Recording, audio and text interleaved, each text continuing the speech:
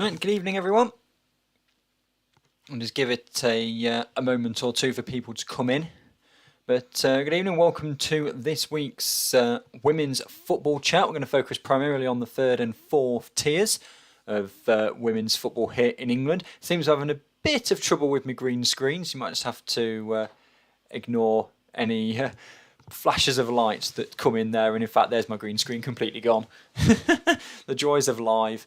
Okay, let's forget the green screen for today then, because otherwise it's just going to keep proving to be a pain to keep putting it up. So we'll forget the green screen for today, and we'll just run with it as without one.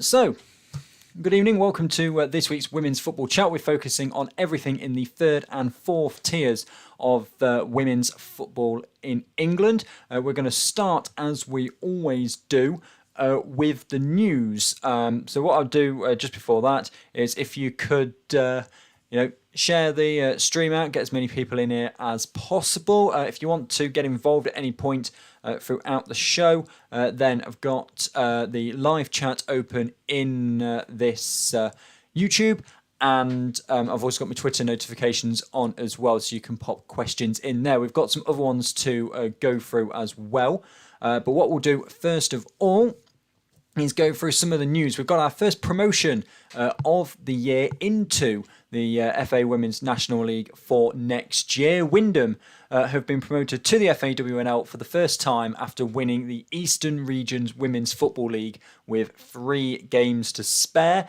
The side have won 14 of their 17 games this season and are now 15 points clear of Royston in second. They can't be caught, so Wyndham will be playing in the FAWNL. More certain than not in the Division 1 South East, given they're a Norfolk-based side. Putting them in South West would be a bit cruel, but they'll be in the South East as well. So that's going to be for next year. Also, we've had our February Manager of the Month awards. They've been revealed. Congratulations to Josh Oldham of Gillingham, who's the Tier 3 Manager of the Month. Unbeaten in 2022 so far, a win and 2 draws in February has given him the award. In Tier 4, Simon Noakes of Boldmere St Michael's gets the award, top of Division 1 Midlands, after winning 4 from 4 league games in February. They are now 3 points clear of Doncaster Rovers Bells in second. And finally, for news at the start of the show, managerial news. Paddy Richard has departed Biddeford United with the side 9 points away from safety in the Division 1 Midlands. So he came to the club, this is in a statement off the club's Twitter, he came to the club 9 years ago, has guided the club through the pyramid and for 4 seasons in the FA Women's National League. He feels it's time for him to step away, leaving Biddeford in a much better place than when he arrived, and it's time for him to recharge the batteries and look for a new challenge. So Biddeford have now departed company with their manager, Paddy Richards. Right, we're going to get into the results then from the last week. I know we've got some games going on at the moment. I'll give you latest scores as we get to those. I know Wolves in particular are playing at the moment, 2-0 up at half time in that one. And I know there's a Wolves-based question as well coming up. We've had some great questions in this week. Thank you so much for them. So I'll get to all of them as best I can. My only rule is going to be in this show is that if we get to 10 o'clock and we haven't quite got through all of them, I'll get to them next week. But what we'll do is we'll look first at the results from the Northern Premier Division. Oh, thank you to Nicholas, that says it's 3-0 to Wolves now.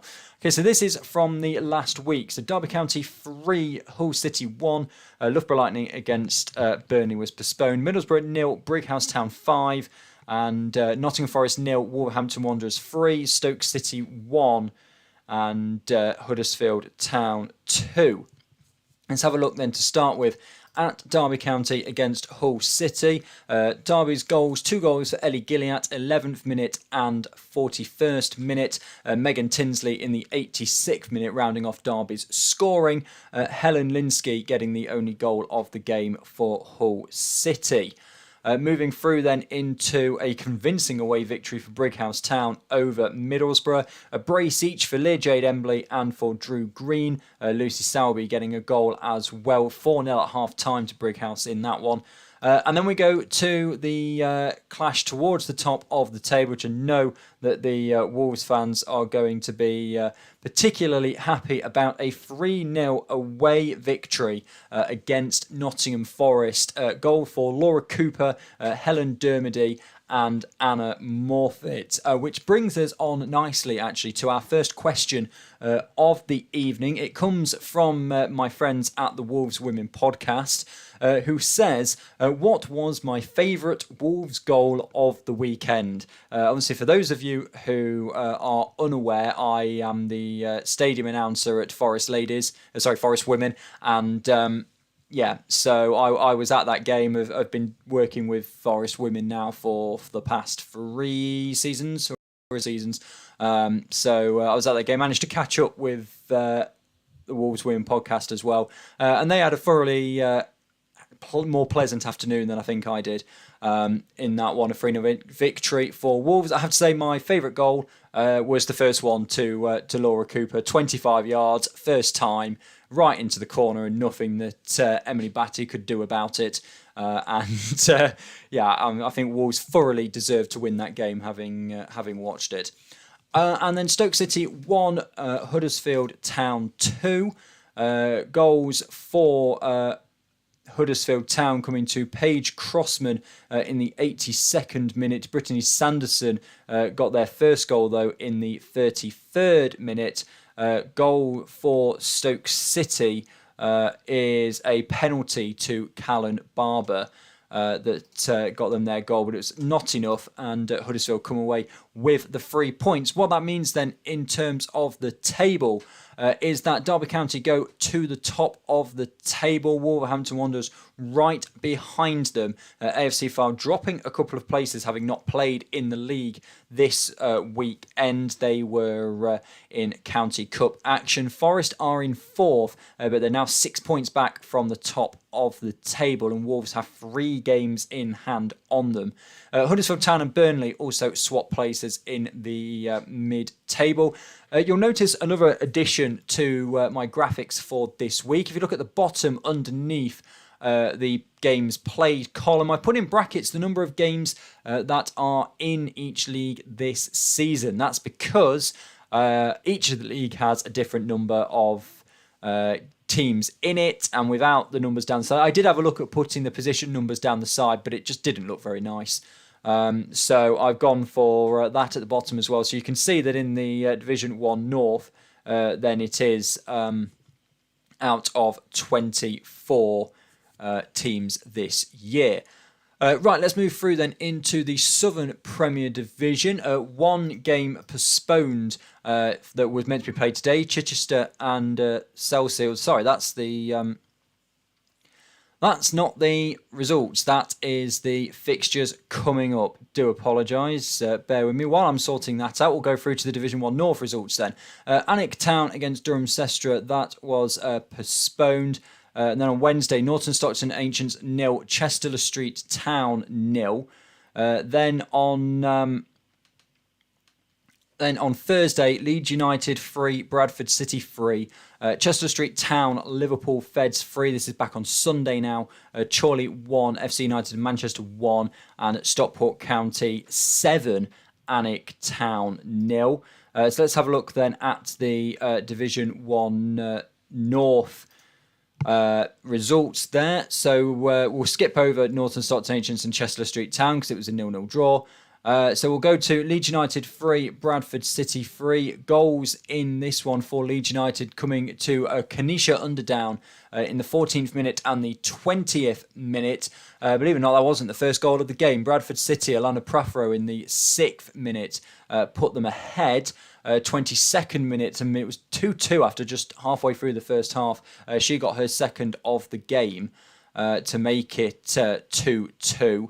Then in the 34th minute, Olivia Smart made it 3-2 to Leeds. Charlotte Stewart in the 54th minute made it 3-3. So those sides both share a point. Then if we go to the weekend, then Chester Street Town 2, Liverpool Feds 3. Goals in this one. Chester Street Town, Nicole Hevery with a goal in open play and a penalty.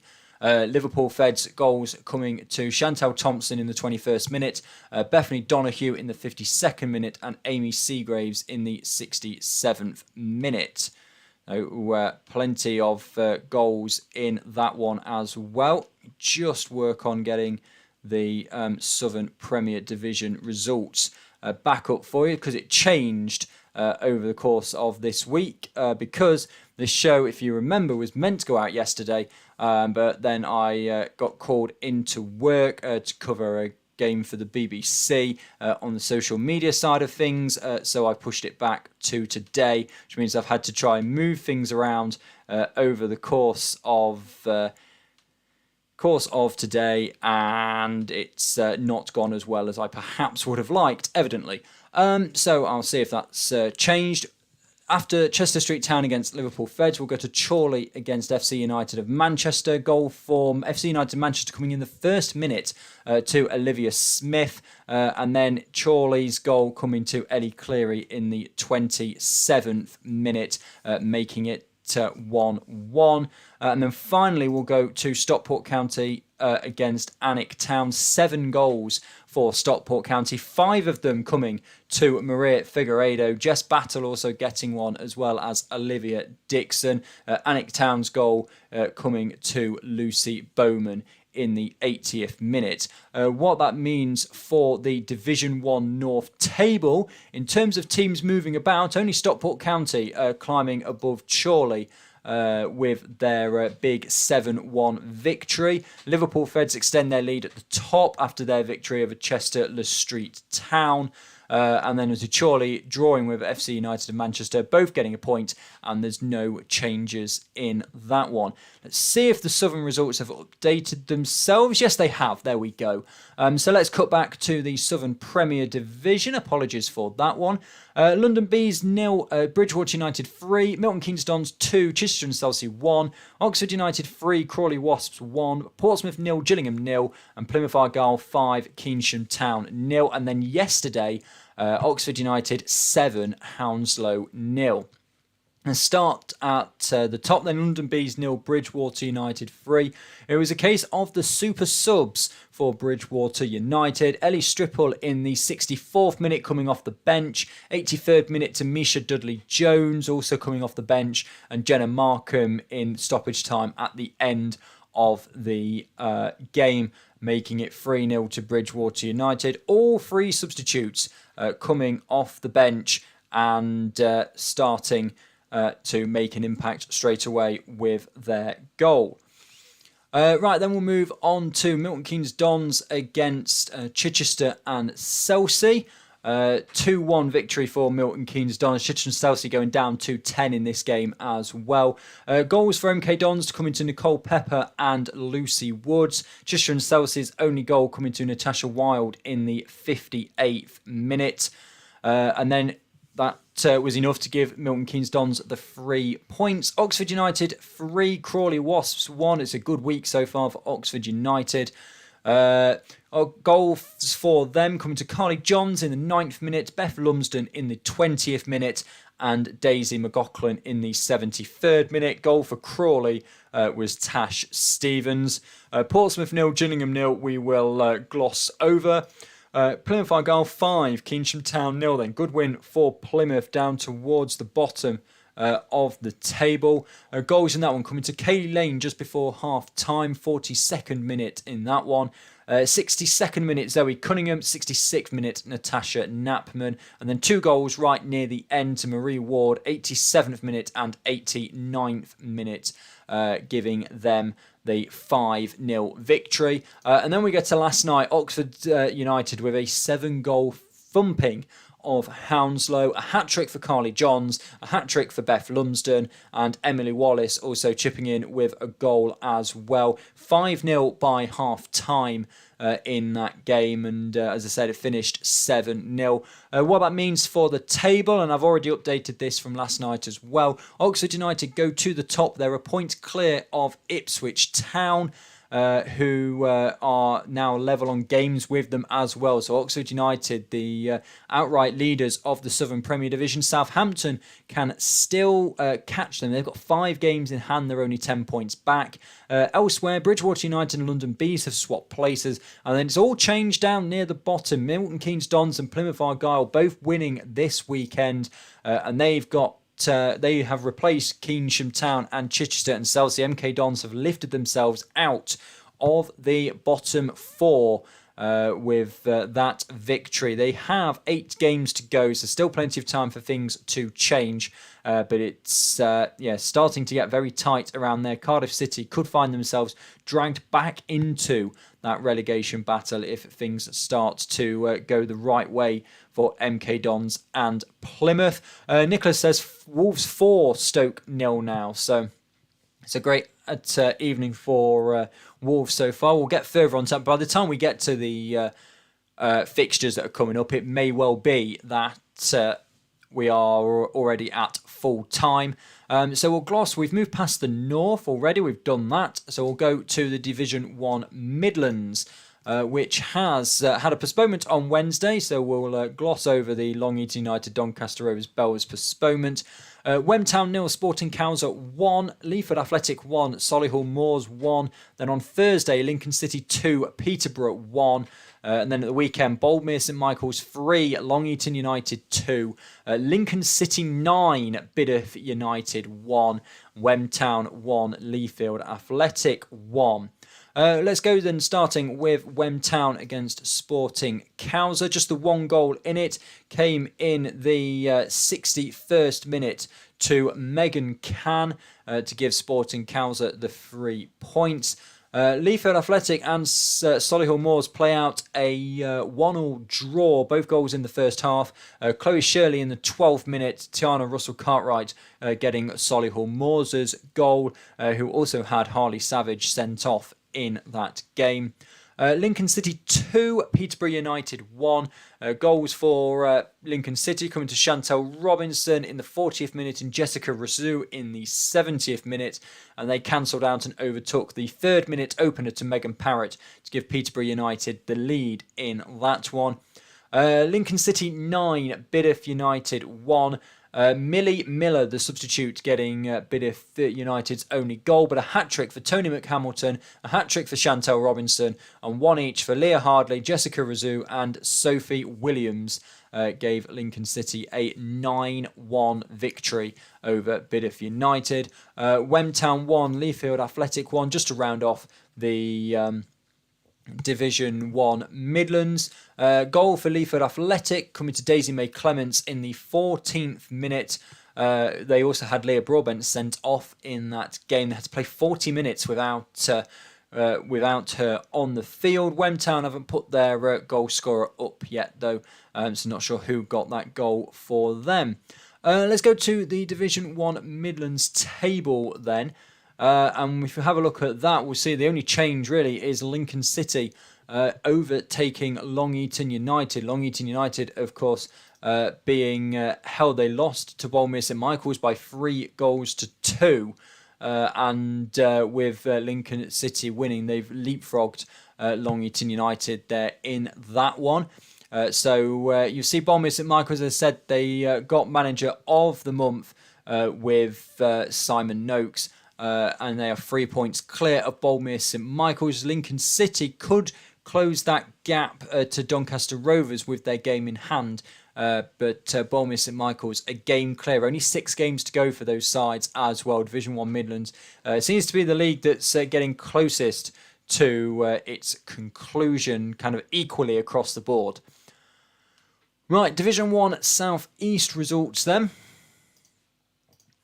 Cambridge City 2, Enfield Town 1, Cambridge United 1, Norwich City 0, Harlow Town 0, Billericay Town 4, Hashtag United 5, Queen's Park Rangers 1, and London Seaward 1, Stevenage 0.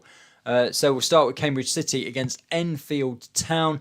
Goals in this one, Freya Goddard and Grace Stanley getting the goals for Cambridge City. Enfield Town with Brini Fowler getting one back 10 minutes from time, but it wasn't enough with Cambridge City taking the win.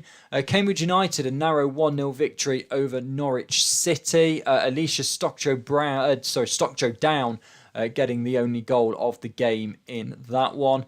Harlow Town losing by 4-0 to Billericay Town. 2 goals for Zoe Russian, 1 for Shannon Drew, and then 1 for Carissa Rodney coming off the substitutes bench. Hashtag United 5, Queen's Park Rangers 1. A hat-trick for Malika Epinagil. Gemma Abella also got a goal in that one. Kelly Wetherall came off the substitutes bench to get the goals for Hashtag United. Joanna Blodgett getting the only goal of the game for Queen's Park Rangers in added time at the end of the first half. London Seaward 1, Stevenage 0. Ray Loudett getting the only goal of the game in that one to London Seaward, giving them the 3 points. In the table, everyone towards the top kind of ended up winning, so it all kind of stays pretty much the same. Hashtag United and Billericay Town both win, so they increase their lead over everybody else. You feel it is definitely a 2-horse race in that one when you consider that Actonians now can't catch them because of the short amount of teams in that league. It's a 24-game season, so Actonians have played 20. They can't catch the top 2. They get to 46 if they win all their games, so they can't catch Hashtag United. Queen's Park Rangers have got 7 to go, so they can get to 50. But you feel that Hashtag United are going to get a point between now and the end of the season.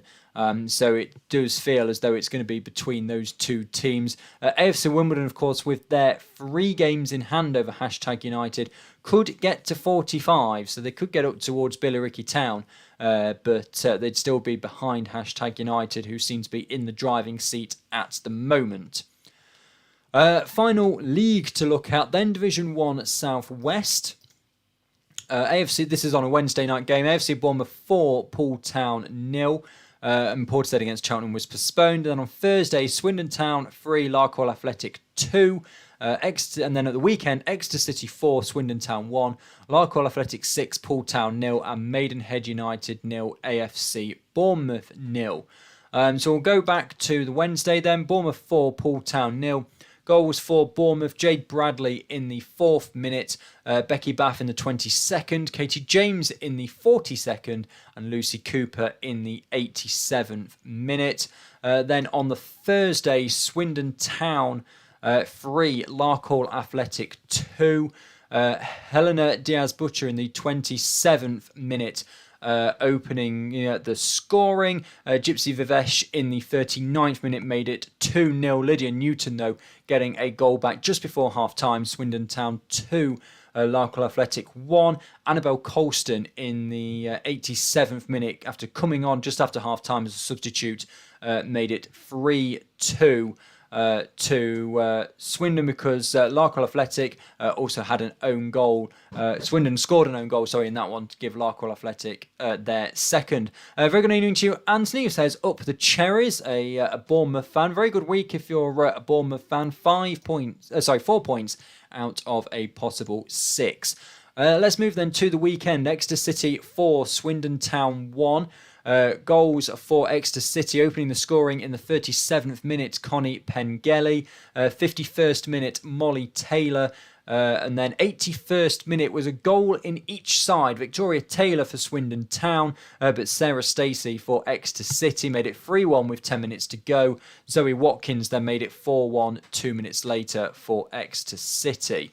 A convincing victory for Larkhall Athletic, beating Poole Town by 6 goals to nil. Rhian Robbins getting a hat-trick. Lydia Newton, Macy Fox and Charlotte Robbins also getting goals. And then obviously Maidenhead United against AFC Bournemouth, no goals in that one. What that means for the South West table then is no change at all from last week's show. Cheltenham Town still at the top by a single goal. Bournemouth behind them, but they have the better goal difference. And it feels as though it might be a two-horse race between those two as well. There's then an 8-point gap back to Cheshire United, who have one game in hand. It's an 11-point gap between Bournemouth and Southampton women. Southampton women with 3 games in hand, and even winning all of those, they'll still be 2 points behind. Then at the bottom, Poole Town, still with only 1 point this season, and they've only got 3 games left as well. So they can only get to 10 points. Larkhall Athletic really helping to put the nail in the coffin there with that 6-0 victory over Poole Town at the weekend. Poole Town really needed to win that one, but it looks very likely now that they will drop into Tier 5. So that's all the league action. Let's have a look at the Cup because finally Brighouse Town were able to play their Cup quarter-final against Huddersfield Town. It didn't go well for them, though. Huddersfield Town going to Brighouse and winning by 4 goals to 1 to set up a semi-final against Liverpool Feds. Both teams finished this game with 10 players. 2-1 to Huddersfield at half-time. Laura Elford, 23rd and 30th minute, getting Huddersfield's goals in the first half. Drew Green getting Brighouse Town's only goal of the game. Brittany Sanderson in the 60th minute made it 3-1. Laura Elford rounded off her hat-trick in the last minute of the game to make it 4-1 to Huddersfield Town. What that means then is, as I've said, Huddersfield Town will face Liverpool Feds away from home in the FAWNL Cup semi-final. All these games, the Cup and the Plate, are being played this weekend. Southampton against Crawley Wasps, Liverpool Feds against Huddersfield Town, Cheltenham Town against Nottingham Forest, and Sporting Cowser against AFC Wimbledon. Let's then have a look at the final results from the past week, and that is in the 5th round of the Vitality Women's FA Cup.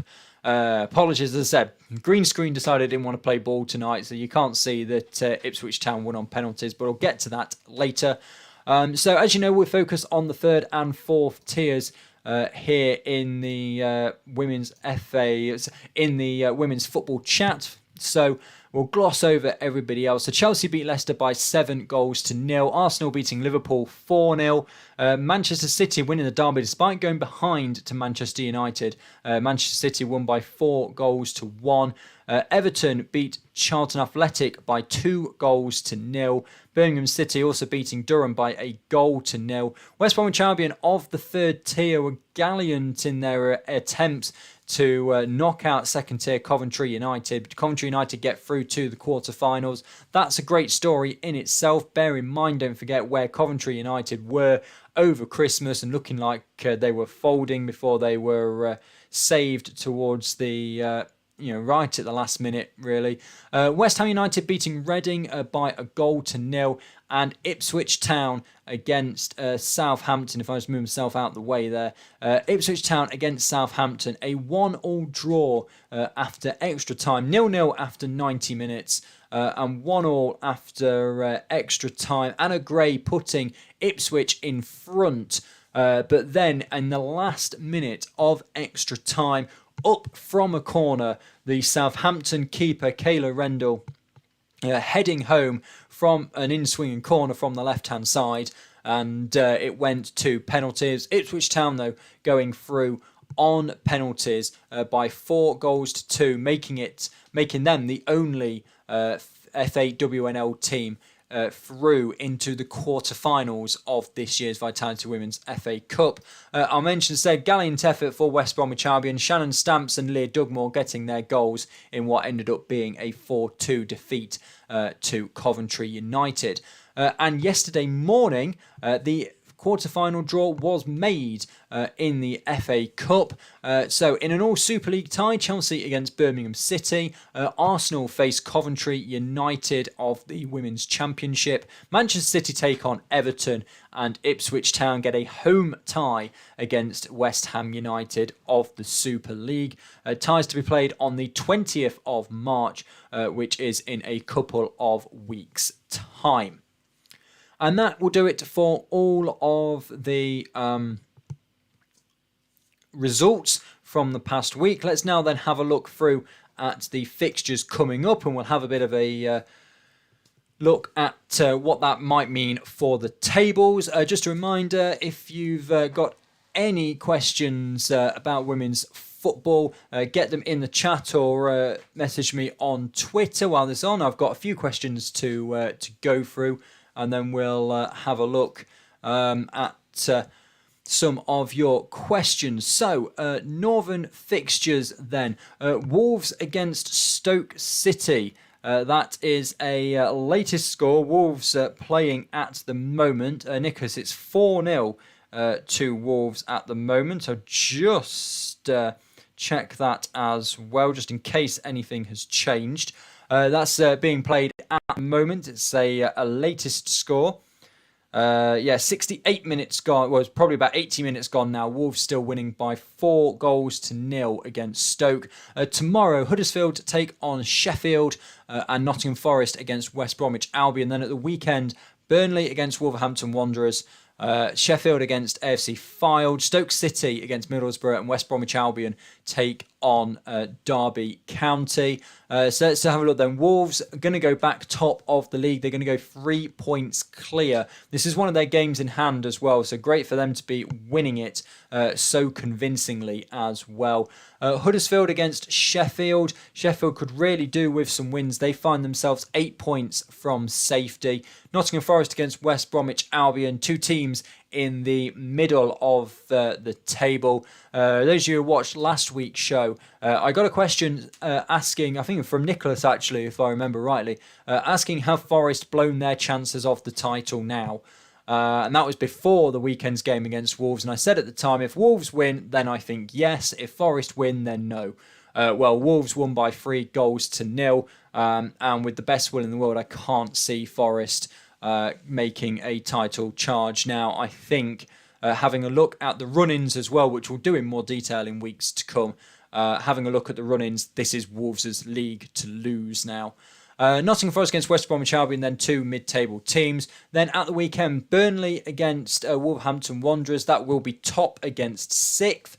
Burnley, again, just trying to climb the table as best they can towards the end of the season. Sheffield against AFC Fylde. That's going to be another tough one for Sheffield. They've got to play 5th and 3rd this week, and they could really do with picking up some points. Stoke City against Middlesbrough, that's 9th against 11th. Middlesbrough 5 points away from safety. And West Bromwich Albion against Derby is what will be second by that point against West Bromwich Albion down in 8th. Let's have a look then at the Southern fixtures. A couple of latest scores going on in here as well. That's not been updated for some reason. Chichester and Chelsea against Portsmouth has been postponed because of a waterlogged pitch. But London Bees against MK Dons. The London Bees are currently beating MK Dons by 1-0 with 5 minutes to go in that one. And then Thursday, tomorrow, then Keynsham Town against Bridgewater United. That's 12th against 5th. Keynsham Town only in the relegation zone on goal difference, but with their goal difference of -51 compared to Milton Keynes Dons' -13. They need to get out of the relegation zone by a clear point. Bridgewater United against Ipswich Town is 2nd against 5th. Gillingham against MK Dons is 4th against 10th. MK Dons set only out of the relegation zone by goal difference at the moment. Hounslow against Plymouth Argyle is a relegation 6-pointer. Hounslow, bottom of the league, yet to score a point this season. Plymouth Argyle are one of those teams on 15 points that would love to get out of the relegation zone. And Portsmouth against Cardiff City is 8th against 9th. Neither of those sides are safe yet. Division 1 Midlands then, only 4 games to talk about this week. No midweek fixtures in Division 1 Midlands. Bournemouth St Michael's against Bideford United, top versus bottom of the table. Bideford United really need to start picking up points. Doncaster Rovers Bells are 2nd against Leaford Athletic in 8th. Leek Town against Lincoln City, that's 5th against 3rd. So both of those sides, Lincoln City trying to stay hot on the tails of the top 2. Leek Town are kind of best of the rest, really. At the moment, the top 4 have just pulled so far ahead. And Solihull Moors against Wem Town, that's 9th versus 10th. And this is a crucial game at the bottom because Solihull Moors are on 15 points and are currently in the last safe spot in the Division 1 Midlands. Wem Town, though, have a game in hand on Solihull Moors and they're only 2 points behind them. So a win for Wem Town would lift them out of the bottom 3 and have a game in hand over Solihull Moors still. So plenty of interesting stuff to look at in that one. But as I was saying, Bideford United, they are 9 points away from safety. They've only got 6 games to go. So it's probably not too long before Bideford United will start looking at who they might be playing in Tier 5 next season. Division 1 North, Bradford City against Alnwick Town. That is 9th against 12th. Alnwick Town, who they're only halfway through their season. Bearing in mind we're now in March. They've still got 11 games to play, but they are 11 points away from safety. Only 1 point all season. Chorley against Barnsley is 7th against 11th. Barnsley, of course, deducted 3 points this season. That could prove to be all the difference to them when we get to May. FC United Manchester against Durham Sestra, 8th against 4th, but there is only 3 points separating those two sides, so there could be a lot of movement in the mid-table of Division 1 North next week. Leeds United against Newcastle United, 3rd against 2nd, but there is a 10-point difference between 3rd and 2nd. Nicholas, Wolves now 5-0 up. Well, they are definitely going back to the top of the Northern Premier Division. Division 1 South East, we have more midweek games to talk about. We've got Cambridge United against Stevenage. Current score in that one. It was postponed after a pitch inspection earlier on today. And Enfield Town against Queen's Park Rangers was also off due to a waterlogged pitch. So neither of those those games today have actually taken place. So we'll go straight to the rest of the fixtures then. Stevenage against Kent Football United. That one is a crucial one towards the bottom. That is 12th against 13th. That's the bottom 2 in this league. Now, this is a 24-game season. So Kent Football United, they have 8 games left to play. They are 12 points away from safety and they've only won once all season. So of those final 8 games, they've got to win at least 4 of them. If Stevenage were to win, then that would put them up onto 14 points and just potentially 3 points behind safety. Actonians against London Seaward is 4th against 6th. Enfield Town against Billericay Town is 9th against 2nd. Billericay Town locked in this season-long battle with #United for that top spot. Norwich City face #United. Norwich City are in 11th. They could, in theory, get out of the bottom 4, but they would need to overturn a 24-goal difference swing. And I can't see #United losing by 24 goals somehow. So they'll still be in the relegation zone after this weekend. And then Queen's Park Rangers against Cambridge United is a mid-table battle. Queen's Park Rangers are on 29 points. Cambridge United are on 25 points. That's a 9-point gap to the drop. And with 7 games to go, that would be a lot for the bottom teams to make up. Finally then, Division 1 Southwest, just 2 games to talk about. AFC Bournemouth take on Maidenhead United again. Bournemouth could go back top with even a point in that one. Cheltenham Town are not playing in the league. They're facing Forest in the plate semi-final. Maidenhead United are in 5th with, let's be honest, not really a lot to play for. Exeter City against Southampton. Women Exeter City have only played 8 so far this season, finally getting the opportunity to play more league games. They have 5 games in hand on Cheltenham, which could be 15 points and put them on to 29, but they'd still be 3 points behind the current league leaders. Poole Town not playing this weekend. They're not playing again until the 16th of March. Larkhall Athletic are playing on the 13th of March, which is next weekend. And that a win for them could see Poole Town relegated to the 5th tier by the middle of March. And I'll have to adjust my graphics again to put a little art against them. But that's all the fixtures coming up, because we've already gone through the plate semi-finals. So we're now going to get to the point of the show where we just talk about a few of your questions. I had quite a few over the course of this week. Of course, if you want to put any more in the chat or on Twitter, then now's a chance to do so over the next 10 minutes or so. But we'll get straight to some questions. And I'll go first back to the Southern Premier Division. I'll bring the table back up for you. For this one from KingWolf84 on Twitter, says, can Southampton now concentrate on the league, or will the cup run be Ipswich's undoing in the Southern Premier Division? So I was going to start with the second point first. Will the cup run be Ipswich's undoing? If I'm honest, I don't think it will be. Whilst I love, whilst we'd love Ipswich to be in the semi-final of the Women's FA Cup, I think that would be brilliant.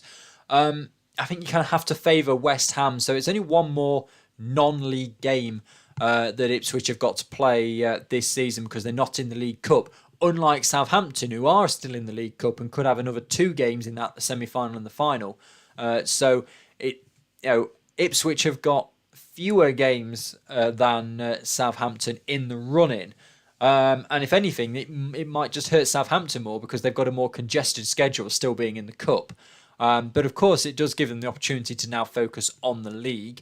They have 5 games in hand, as you can see there, on Oxford United, currently top. So they could, if they won all of them, go 5 points clear. Whether they will or not, we're not sure.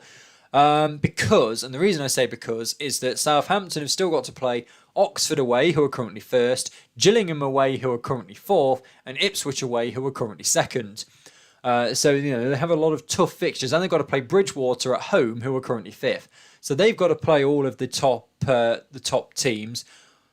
Oxford finish with Ipswich and Gillingham, and I'm going to go more onto the run-ins further towards the end of the season. But Oxford have got to play Ipswich and Gillingham.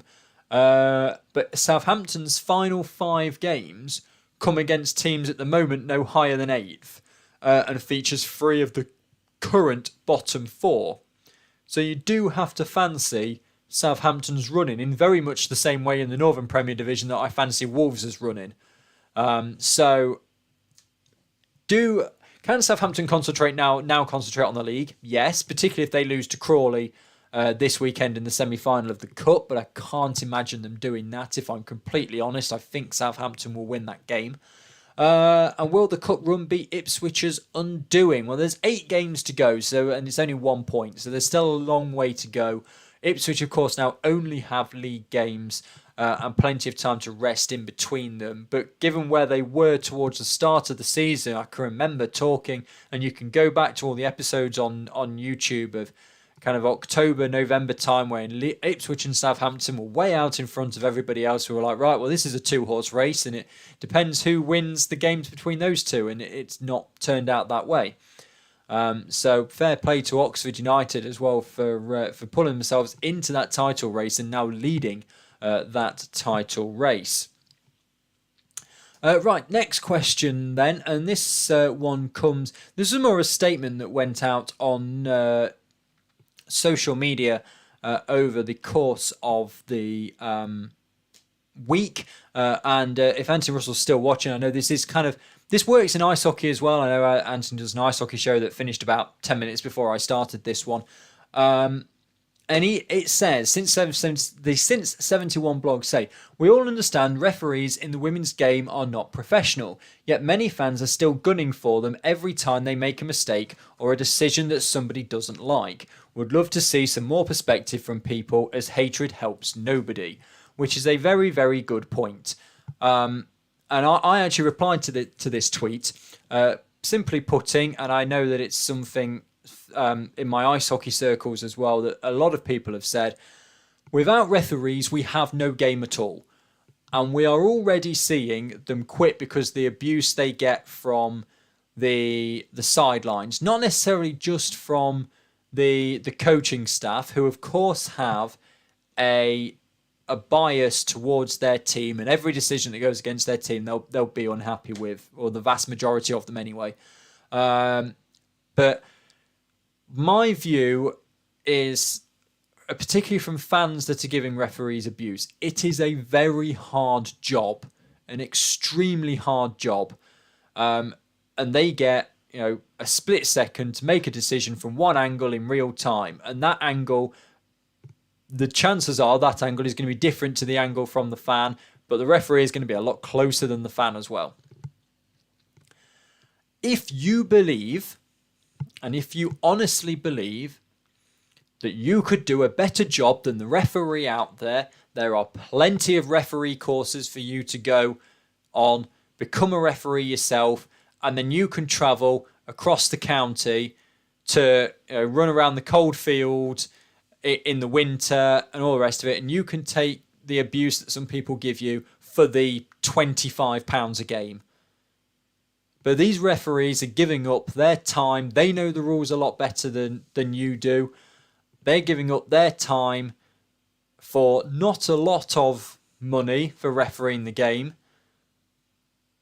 and to be abusing them from the sidelines is not on. Yes, you can disagree with them, but to me, there is a fine line between going, oh no, and abusing the referee. There is a line that you shouldn't cross there. And if you think that you can do a better job than the referee, then if you go on your county FA, there will be referee courses that you can do, and you can join the referees, because so many of them now, we see it fairly regularly, is that referees are quitting because they can't take the abuse anymore.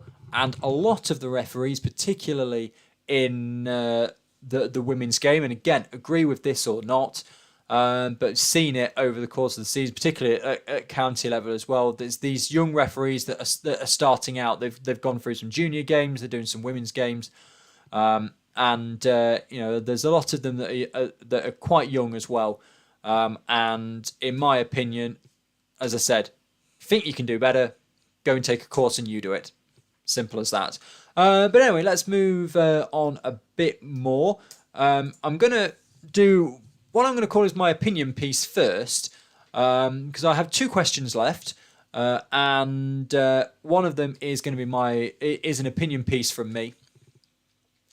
So I'll gloss over that quickly because it's quite a short piece. But the draw for the quarterfinals was yesterday morning. And it was advertised as being from 9:15 on the morning show on BBC One. The draw was actually about 9:50, 35 minutes after we were all told the draw was going to happen. Now, I get they want to increase the viewing numbers of the programme, and the people that were putting the information out on social media might not have known exactly when in that programme that time was, and I can completely appreciate that. But if the draw is at 9:50, tell us the draw is at 9:50. Don't tell us the draw is at 9:15 and then leave us sitting. If you've taken a break from work or something, expecting the draw to be at 9:15, and then half an hour later it's still not happened, that's not good for anybody. If you know when the draw is, tell us when the actual draw is. Also, and I know it's not something that's going to happen at the women's game at the moment, but the men's draw get a dedicated programme. And once again, we don't see that for the women's game. I know there's this big movement coming now with the Equal FA Cup, And I think it's not just necessarily in prize money that that could be relevant. Right, finally, question that I got right towards the end of the podcast, of the show last week, and decided to leave it to this week so I could give it a bit more thought. From ML63 on Twitter, do you think the FAWNL should have playoffs? And do you think the league structure should be changed? So again, I'm going to start with the second part. Do you think the league structure should be changed? Well, they are changing it for next season. They're, as you could tell when I was going through all the results there, they're trying to even the leagues up for next season to make each league have 12 teams in it, so that all the leagues play 24 games. It should be a lot better to sort out rather than some playing 18, although granted that's because a team folded midway through the season, and some playing 26.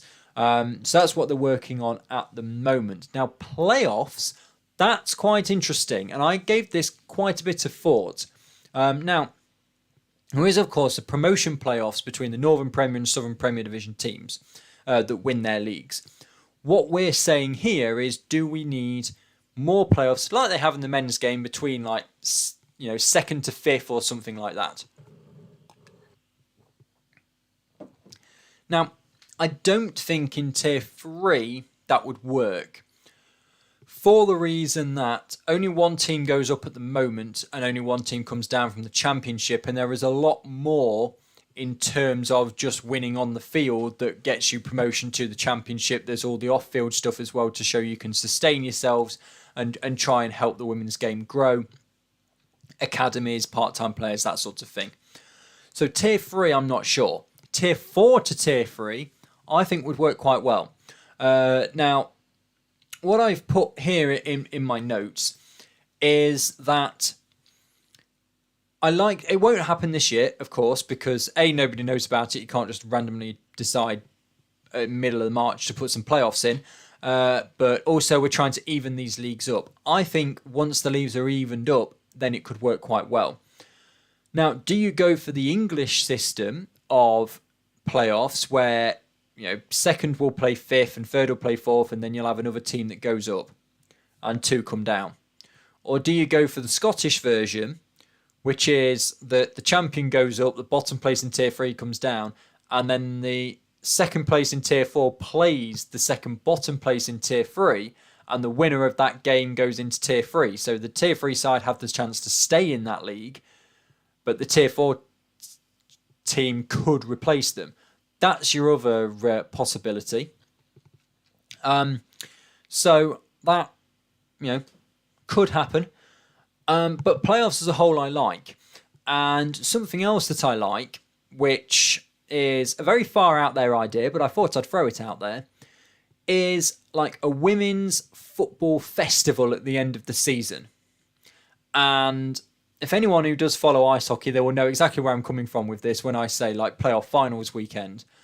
Kind of a women's football festival at the end of the season at a neutral venue where we play the where we play the playoff finals from all of the leagues. Now I've put, for argument's sake here, the Ricoh Arena in Coventry, because it's about as close to the centre of the country as you can get. 5 games, all the playoff finals, i.e. Division 1 Midlands, Division 1 North, Division 1 South East, Division 1 South West, and the Tier 3 playoff. All play on that weekend. So 3 games on the Saturday, say 11 a.m, 3 p.m, 7 p.m, and then on the Sunday, midday and 4 or something, and then the Northern Southern Premier playoff game is the highlight of that right at the end at like 4 p.m. on the Sunday. Tickets available to everybody. There's no kind of segregation or anything like that, because there's 70 teams in the FAWNL across the 6 divisions.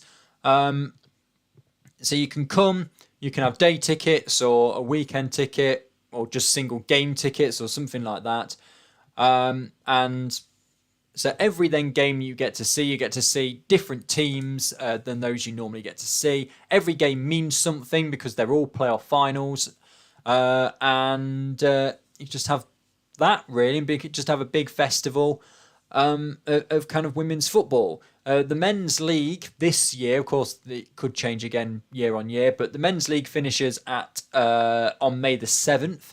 The women's league finishes on May the 1st. So my thinking would be along the lines of finish the league on May the 1st, have the playoff semi-finals, one game probably, on the 8th, and then on the weekend of the 15th, or even a weekend later if you wanted to dual leg the semi-finals, you have this kind of women's football festival towards the end of to round off the season, really.